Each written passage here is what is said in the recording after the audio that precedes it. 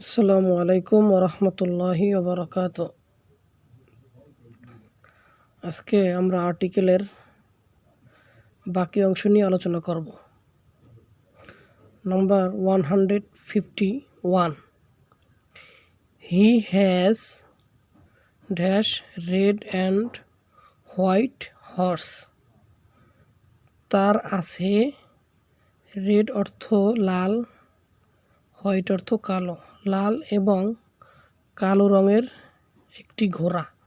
তার একটি লাল এবং কালো রঙের ঘোড়া আছে। যেহেতু একটি অর্থে এখানে আমরা এ অথবা এন আনবো। যেহেতু আর এটি একটি কনসোন্যান্ট, তাই আমরা এর পূর্বে আর্টিকেল হিসেবে এ ব্যবহার করব। আরেকটি sentence, the Syeds will establish dash school after their grandmother's name. The Syeds, Syed পরিবার, উইল এস্টাবলিশ তারা প্রতিষ্ঠা করবে, স্কুল একটি স্কুল প্রতিষ্ঠা করবে। একটি অর্থে এখানে আমরা এ অথবা এন আনবো। যেহেতু এক্সট্রা কনসোন্যান্ট, তাই আমরা এখানে নিয়ম অনুযায়ী এ ব্যবহার করব। তো সৈয়দ পরিবারের যারা আছে তারা একটি স্কুল প্রতিষ্ঠা করবে, আফটার অনুসারে, দেয়ার গ্র্যান্ড মাদার্স নেম তাদের দাদি অথবা নানির, নাম অনুসারে, আফটার অর্থ অনুসারে তারা একটা স্কুল প্রতিষ্ঠা করবে। তাই এখানে সঠিক উত্তর হবে এ। এরপরে number 152, he went to dash and dash. তাহলে হি ওয়েন্ট সে গিয়েছিল, টু কোথায়, দা কানাডা, দা কানাডা, কানাডা। আমরা জানি যে কিছু দেশ অর্থাৎ সমষ্টিবাচক দেশগুলোর পূর্বে আর্টিকেল হিসেবে দা বসে। যেমন ইউএসএ, ইউকে, তারপরে ইউএই, এগুলোর পূর্বে দা বসে। আর কিছু আছে যেই দেশগুলোর শেষে এস আছে, অর্থাৎ যেইগুলা দেখতে প্লুরাল, সেই দেশগুলোর পূর্বে দা বসে। এখন আমরা আসি যে কানাডা, এর পরে কোনো এস নাই, অর্থাৎ যেই দেশগুলোর পরে এস আছে, অর্থাৎ যেগুলো দেখতে প্লুরালের মতো, তার পূর্বে দা বসবে। তো কানাডা এটি সমষ্টিবাচক কোনো দেশ না এবং এর পরে কোনো এসও নাই, তাই এর পূর্বে কোনো দা বসবে না। তার মানে এ নাম্বার হবে না, সি নাম্বার হবে না, তাহলে বি এবং ডি হওয়ার সম্ভাবনা আছে। তাহলে দেখি এর পরের অপশন, ইউএসএ, এটি একটি সমষ্টিবাচক দেশ, তাই সমষ্টিবাচক দেশের পূর্বে সর্বদা দা বসে। কিন্তু এই যে ডি নাম্বারে এর পূর্বে দা ব্যবহার করা হয় না, তাই ডি নাম্বার ভুল। সঠিক উত্তর হলো কানাডা, দা ইউএসএ। তাহলে সেন্টেন্সটি হবে, he went to Canada and the USA. সে কানাডা এবং ইউএসএ গিয়েছিল।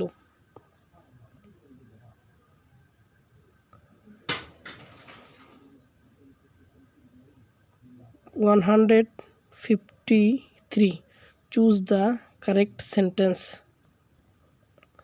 The students have gone to see the Himalaya.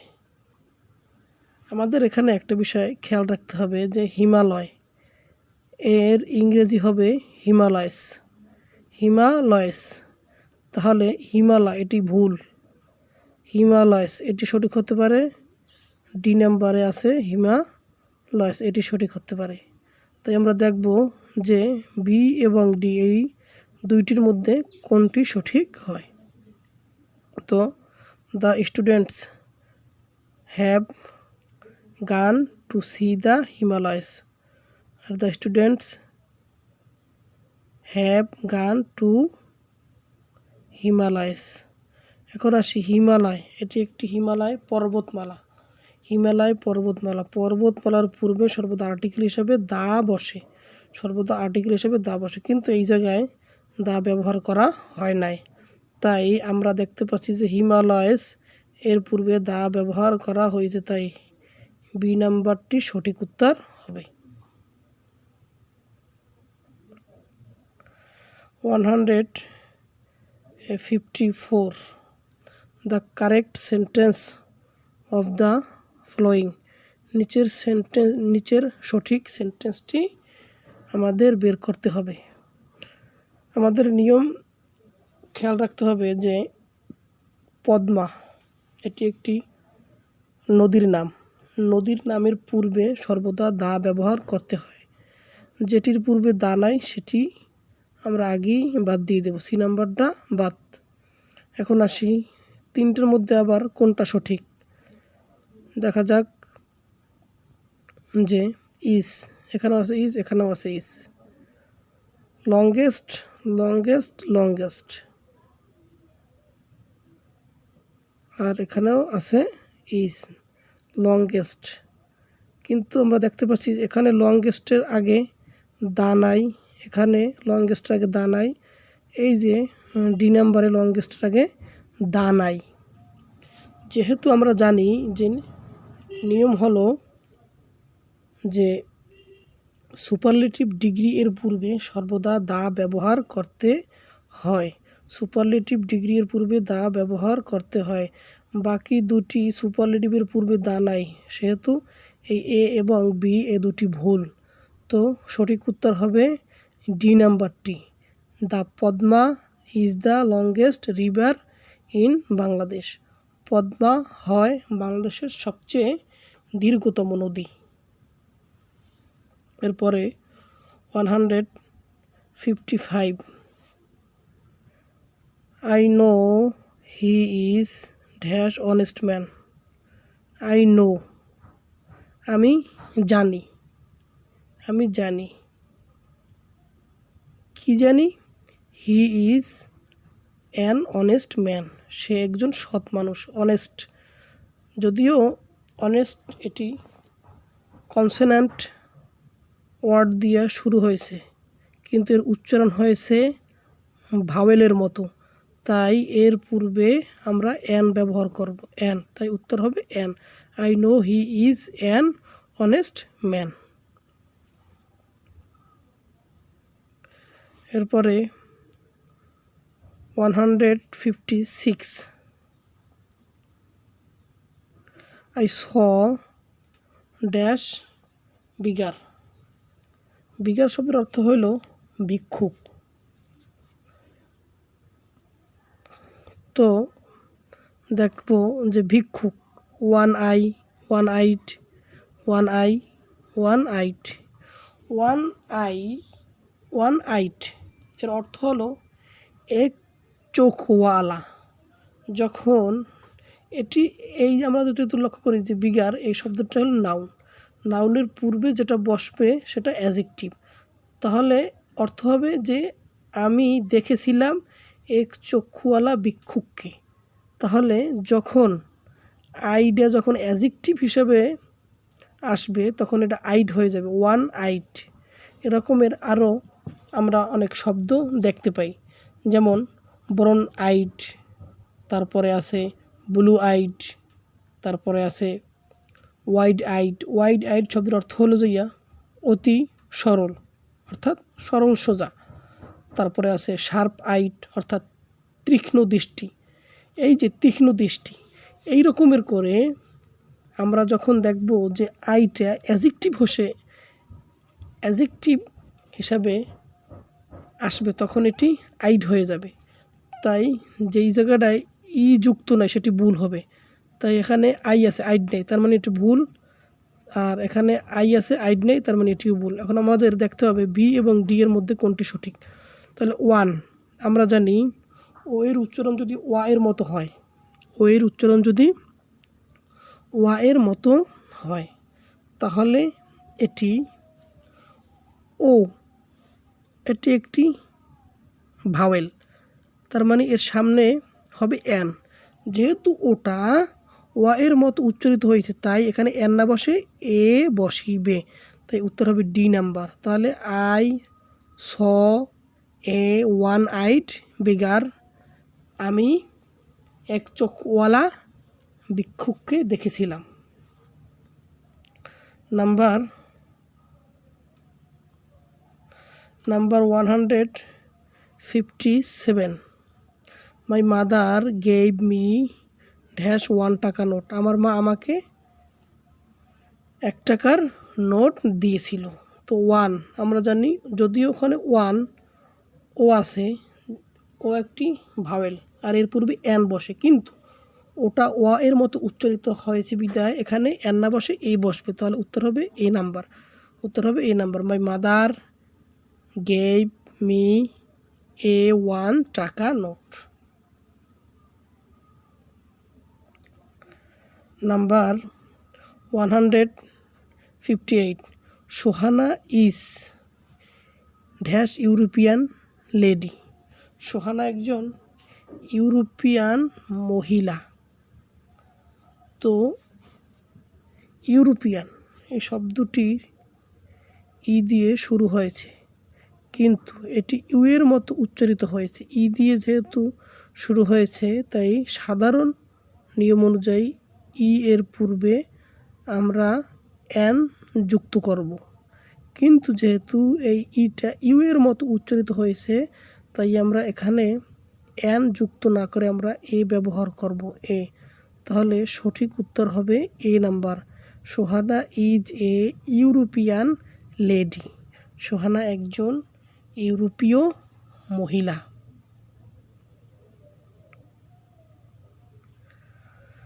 159, we made dash fire, we made dash fire, আমরা ফায়ার এই শব্দটি কাউন্টেবল হতে পারে, আনকাউন্টেবলও হতে পারে। এখানে কাউন্টেবল হিসাবে আমরা দেখতে পাচ্ছি যে আমরা একটি আগুন জ্বালিয়েছিলাম, একটি আগুন, তাহলে এখানে ফায়ার যেহেতু এফটা কনসোনেন্ট তাই আমরা এর পূর্বে এ ব্যবহার করব। উই মেড এ ফায়ার, আমরা একটি আগুন জ্বালিয়েছিলাম। তো আমরা এর বিস্তারিত আমরা একটু দেখব যে কোন সময় কি হইতে পারে। ফায়ার শব্দটি সাধারণভাবে আগুনের একটি শক্তি বা প্রাকৃতিক ঘটনা হিসাবে ব্যবহৃত হয়, তখন এটি আনকাউন্টেবল হয়। যখন এটি আগুনের একটি শক্তি অর্থাৎ আগুনকে বোঝায় বা প্রাকৃতিক কোনো ঘটনা হিসাবে এটা আসে তখন এটি আনকাউন্টেবল হইবে। যেমন এক্সাম্পল হিসেবে আমরা দেখতে পারি যে fire is dangerous, fire is dangerous, আগুন বিপজ্জনক, আগুন বিপজ্জনক। তারপরে যদি আমরা আরও এক্সাম্পল যদি একটু দেখতে চাই যে দ্য ফায়ার স্প্রিড কুইকলি, অর্থাৎ আগুন দ্রুত ছড়িয়ে পড়েছিল। তাহলে আগুন যেহেতু এখানে একটা আগুনের একটা শক্তিকে আমরা বুঝতে পারতেছি তাই এই ফায়ার আগুনটা এটা আনকাউন্টেবল হিসেবে ব্যবহৃত হবে। ফায়ার শব্দটি একাধিক আগুন বা ছোট আগুনের ঘটনা হিসেবে ব্যবহৃত হয় তখন এটি কাউন্টেবল হবে। ফায়ার শব্দটি যখন একাধিক আগুন বা ছোট আগুনের ঘটনা হিসেবে আসবে তখন এটি কাউন্টেবল হবে। যেমন আমরা এক্সাম্পল হিসাবে দেখতে পারি যে there were 3 fires in city last night, গত রাতে শহরে 3টি আগুন লেগেছে। 3টি অর্থাৎ একটি শহরের মধ্যে 3 স্থানে 3টি জায়গায় আগুন লেগেছে। তাই একাধিক আগুন বা ছোট আগুনের যদি ঘটনা হিসাবে আসে ফায়ার শব্দটি, তখন এটি কাউন্টেবল হিসাবে আসতে পারে। আরেকটি example, the fire fighters put out several fires during the day. দিনটিতে ফায়ার ফাইটার্সরা কতিপয় আগুন তারা নিভিয়েছে। তাহলে কতিপয় আগুন অর্থাৎ কিছু আগুন তারা নিভিয়েছে। এই ক্ষেত্রে আমরা দেখতে পাচ্ছি যে ফায়ার শব্দটি কাউন্টেবলও হইতে পারে যদি একাধিক আগুন হয়। আনকাউন্টেবল ফায়ার শব্দটি যখন আগুনের সাধারণ ধারণা বোঝানো হয়, যখন আগুনকে উদ্দেশ্য করা হয়। আর কাউন্টেবল হবে যখন একাধিক আগুনের ঘটনা বোঝানো হয়, তখন ফায়ার শব্দটি কাউন্টেবল হবে। এরপরে আসি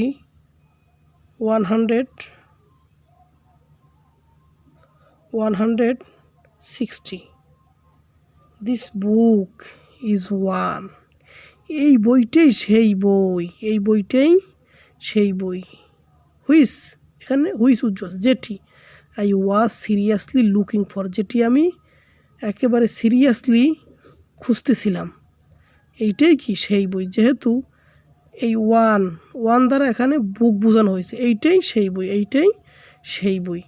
আর এরপরে নির্দিষ্ট করে দেওয়া হয়েছে I was seriously looking for, কোন বইটি, যেটি আমি খুঁজতেছিলাম। যেহেতু নির্দিষ্ট করে দেওয়া আছে, তাই এই শব্দটা হলো যে অ্যান্টিসিডেন্ট, অ্যান্টিসিডেন্টের পূর্বে দা ব্যবহার করতে হয়। তাই উত্তর হবে উত্তর হবে সি নাম্বার। এখানে অ্যান্সারে ভুল দেওয়া আছে, বি নাম্বার, উত্তর হবে সি। তো এখানে উত্তর হবে সি, এখানে দা বসবে, দা।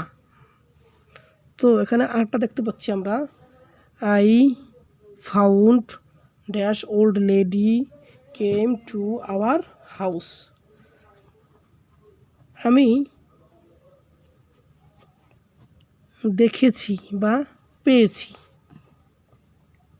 ওল্ড লেডি, ওই বৃদ্ধ মহিলাটিকে, হু, যে, কেম, এসেছিল, টু আওয়ার হাউস, আমাদের বাড়িতে যে মহিলাটি এসেছিল, আমি ওই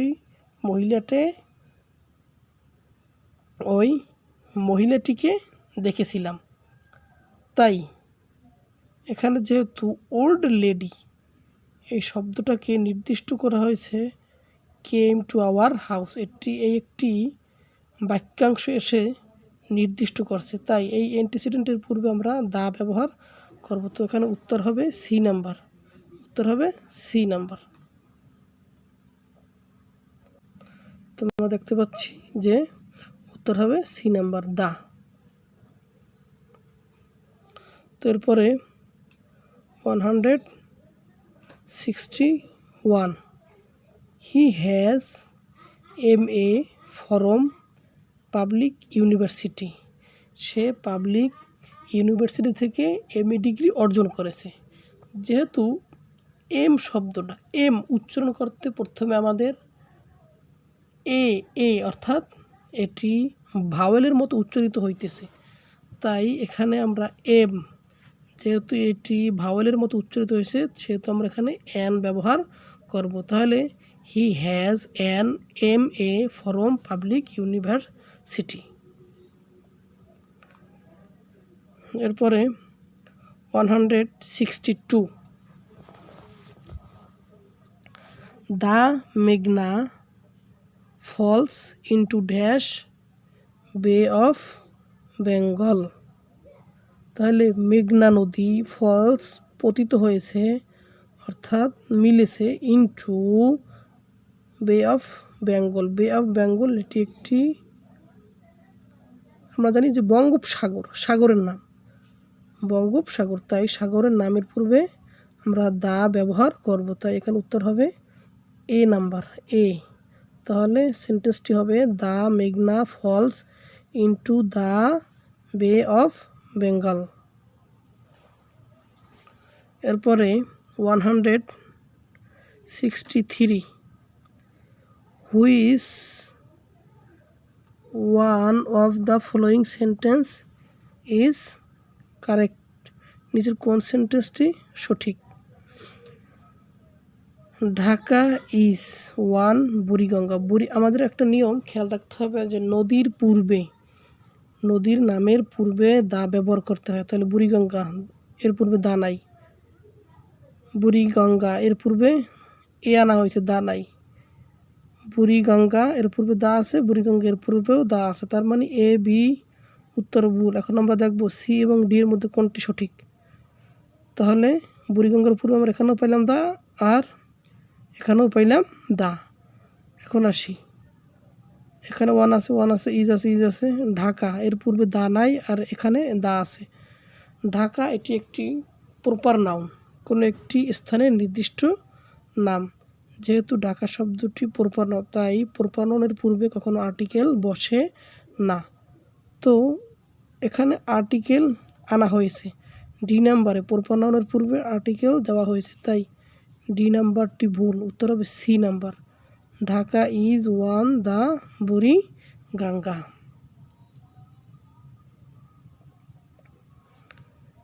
দেয়ার is dash cow in the field. মাঠে একটি গরু আছে। তাহলে মাঠে একটি গরু আছে, কাউ, তাই একটি অর্থে আমরা এখানে আনতে পারি এ অথবা এনকে আনতে পারি সি। সি যেহেতু কনসোনেন্ট তাই আমরা এখানে আনবো এ আমরা আনবো। তাহলে there is a cow in the field, মাঠে একটি গরু রয়েছে।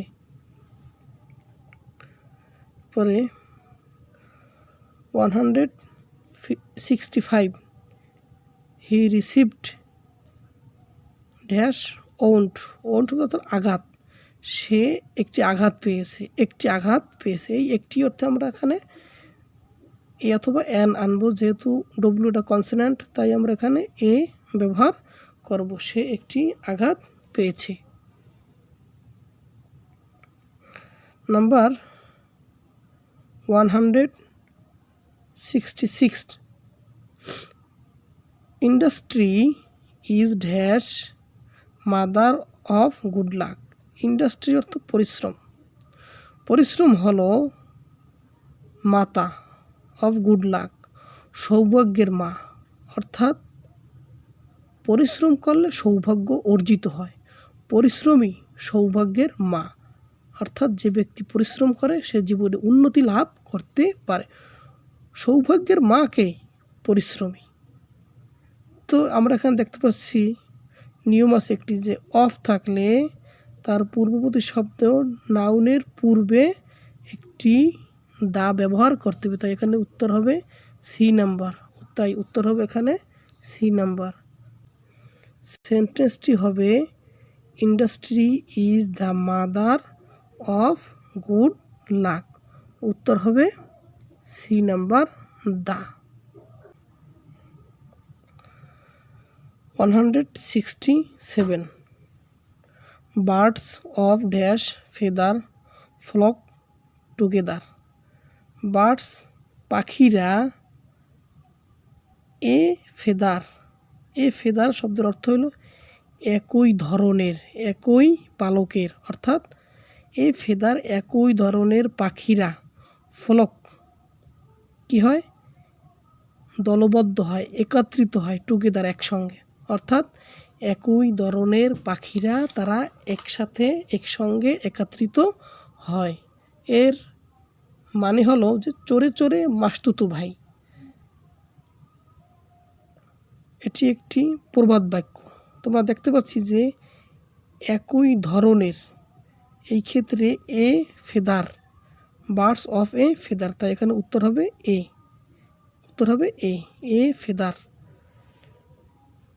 এরপরে 168 mister Robert lives in dash hedge.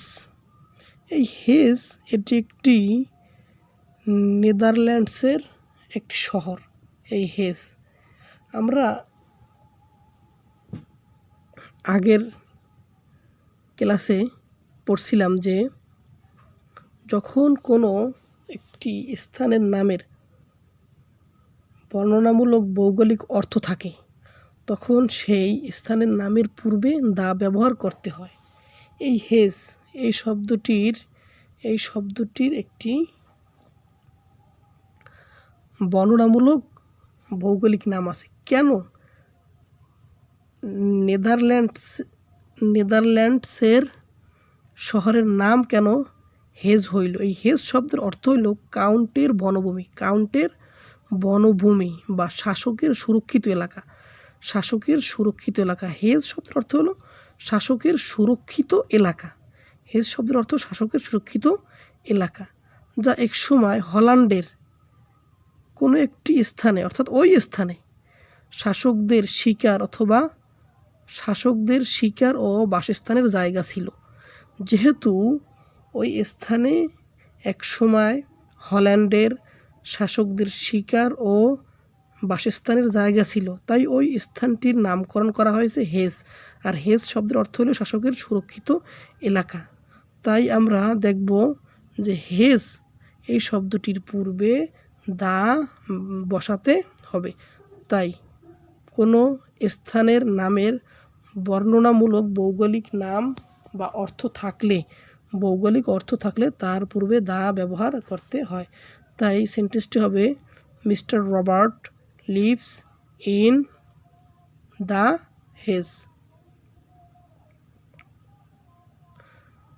169 my friend holds dash union position মানে অনন্য, অসাধারণ অবস্থানে আমার বন্ধু রয়েছে। তো এখানে আর্টিকেল হিসাবে যেহেতু শব্দটির প্রথমে দেখতে পাচ্ছি ইউ আছে, এটি একটি ভাওয়েলের পূর্বে সর্বদা এন ব্যবহার করতে হয়, কিন্তু এখানে এন বসবে না। এই ইউটি যদি ইউ এর মতো উচ্চারিত হয় তাহলে এন না বসে এ বসে, তাই উত্তর হবে A number. My friend holds a union position. এরকমের it was dash unique site. এটি একটি অসাধারণ দৃশ্য ছিল। ইউনিয়ন, ইউটি যদি ইউ এর মতো উচ্চারিত হয় তাহলে এন না বসে এ বসে, তাই এখানে উত্তর হবে এ। তারপরে এরকমের this is dash unique problem, যে এটি একটি জটিল সমস্যা। যেহেতু ইউনিয়ন, এখানে ইউটি ইউ এর মতো উচ্চারিত হয়েছে বিধে এখানে এন না বসে এ বসবে, তাই উত্তর হবে ডি নাম্বার। তারপরে this is dash unique opportunity. এটি অসাধারণ বা অনন্য সুযোগ। তো আমরা এখানেও দেখতে পাচ্ছি যে ইউটি ইউ এর মতো উচ্চারিত হওয়ায় এন না বসে এখানে এ বসবে, তাই উত্তর হবে ডি। এরপরে দেখি 170 জার্মানস আর ভেরি ইন্টারপ্রিজিং শব্দের অর্থ হলো উদ্যোগী। জার্মানরা খুব উদ্যোগী।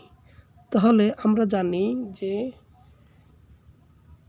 যেই দেশগুলো সমষ্টিবাচক দেশ তার পূর্বে দা ব্যবহার করতে হয়। আবার যেই দেশগুলোর শেষে এস দেখা যায়, অর্থাৎ দেখতে প্লুরাল মনে হয়, তার পূর্বেও দা বসে। যেহেতু এর পূর্বে জার্মানস, এর পরে যেহেতু এস আছে, তাই আমরা এখানে দা ব্যবহার করব, তাই উত্তর হবে B number. The Germans are very enterprising শব্দের অর্থ উদ্যোগী। জার্মানরা খুব উদ্যোগী। 171 which of the following sentences is correct. নিচের কোন সেন্টেন্সটি? তো it is a must, the must is, it must is, it is must. তো এখানে উত্তর হবে A number, it is a must. এখানে মাস্টটা নাউন হয়ে গেছে, আর যেহেতু নাউন হয়েছে তার পূর্বে আর্টিকেল বসতেই পারে। যেহেতু মাস্টের এমটি কনসোনান্ট, তাই এর পূর্বে আমরা এ ব্যবহার করেছি। এর অর্থ হলো এটা অপরিহার্য, ইট ইজ এ মাস্ট, এটা অপরিহার্য, ইট ইজ এ মাস্ট, এটা অপরিহার্য। এরপরে 172, হি is dash most famous teacher of this college. এখানে মোস্ট ফেমাস অর্থাৎ সুপারলেটিভ ডিগ্রি, আর সুপারলেটিভ ডিগ্রি এর পূর্বে সর্বদা দা ব্যবহার করতে হয়। তাহলে এখানে উত্তর হবে D. He is the most famous teacher of this college. এই কলেজের সবচেয়ে জনপ্রিয় বা বিখ্যাত শিক্ষক সে। তাই এখানে আমরা সুপারলেটিভ ডিগ্রি এর পূর্বে দা ব্যবহার করব। তাহলে উত্তর হবে এ নাম্বার। তারপরে Dhaka is dash biggest city in Bangladesh. বাংলাদেশের সবচেয়ে বড় শহর ঢাকা। যেহেতু সবচেয়ে বিগেস্ট সুপারলেটিভ ডিগ্রি, তাই এর পূর্বে দা ব্যবহার করতে হবে। উত্তর হবে C number, the. 173, choose the right sentence. নিচের কোন সেন্টেন্সটি সঠিক? আমাদের খেয়াল রাখতে হবে যে সুন্দরবনের ইংলিশ বানান কেমন হবে? সুন্দরবন না, বাংলায় হবে সুন্দরবন, কিন্তু ইংলিশে হবে সুন্দরবনস। তাহলে যে জায়গায় সুন্দরবন এটা ভুল, এটা ভুল। এখন দেখি বি এবং ডি এর মধ্যে কোনটি সঠিক হয়। সুন্দরবন যেহেতু এটি একটি বিশ্বের বিখ্যাত বন, বিশ্বের একটি ম্যানগ্রোভ বন হিসাবে খ্যাত, তাই এর পূর্বে দা ব্যবহার করতে হবে। বি নম্বরে যেহেতু দা নাই পূর্বে, তাই এটি সঠিক নয়। উত্তর হবে ডি, দা সুন্দরবনস।